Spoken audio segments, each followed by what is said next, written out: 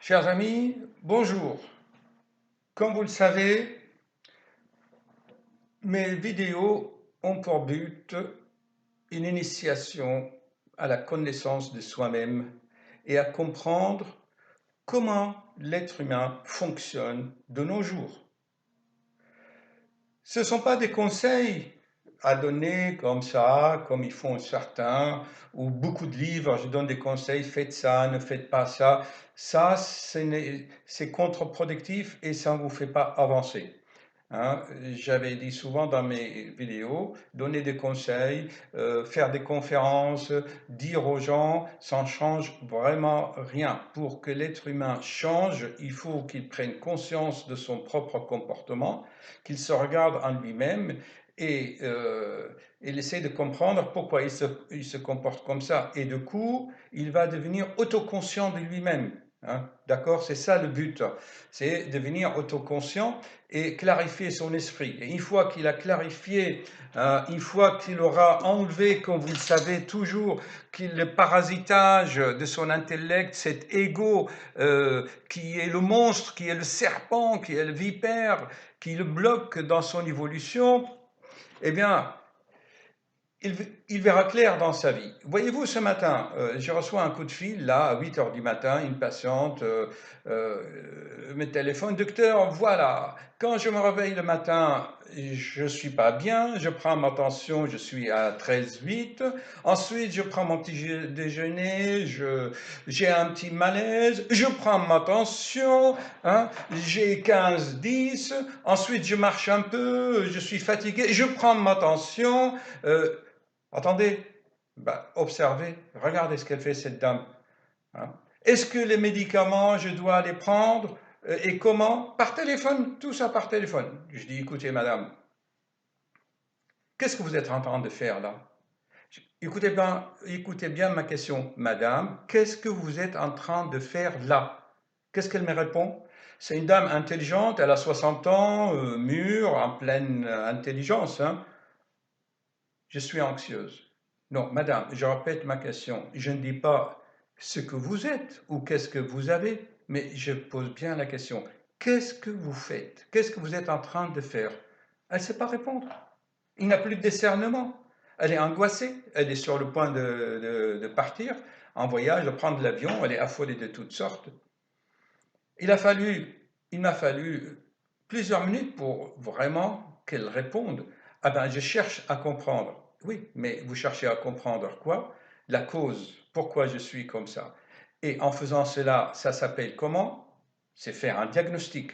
Je lui dis, ok, qui c'est qui fait des diagnostics chez l'être humain normalement? Ah, ah, bah, c'est le médecin. Je dis, madame, donc qu'est-ce que vous êtes en train de faire? Réfléchissez. Donc, elle joue au médecin. Mais pour jouer au médecin, sans faire 15 ans d'études auparavant, sans comprendre l'anatomie, la physiologie, la pathologie, la pharmacologie, la neurologie, comment voulez-vous avoir un tel raisonnement? Donc, voyez-vous, l'être humain, je l'ai dit souvent dans mes vidéos, il va résumer toute sa vie, tous ses malheurs, tout ce mal-être, toutes ces misères à deux chiffres.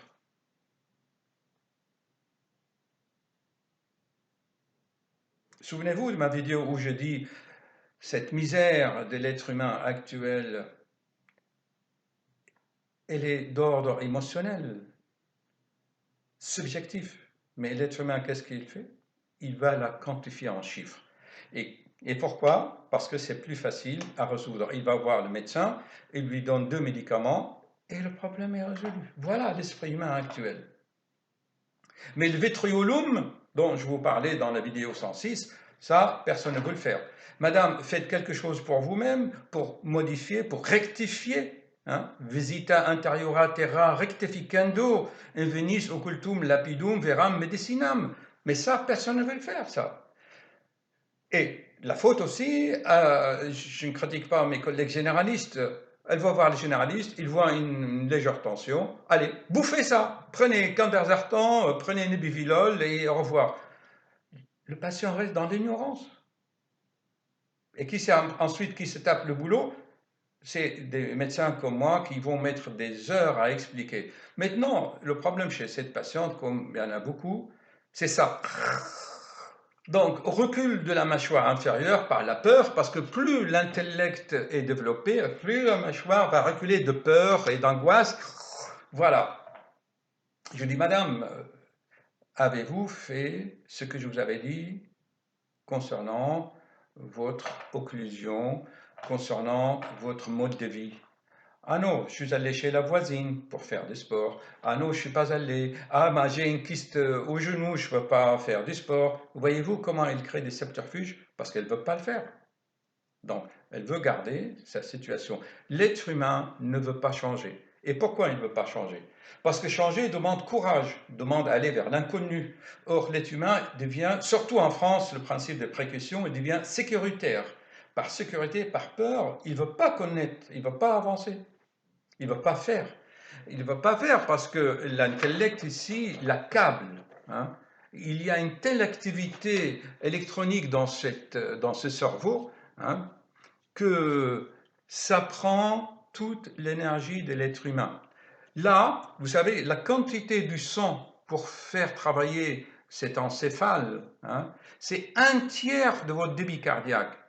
Vous remarquez souvent, il y a des enfants actuellement ou des gens, ils ont une grosse tête et un petit corps. Vous comprenez maintenant pourquoi? Hein? Surtout un peu les Chinois là, hein? Hein, qui pensent beaucoup à l'argent, au matérialisme de plus en plus. Hein? Hein?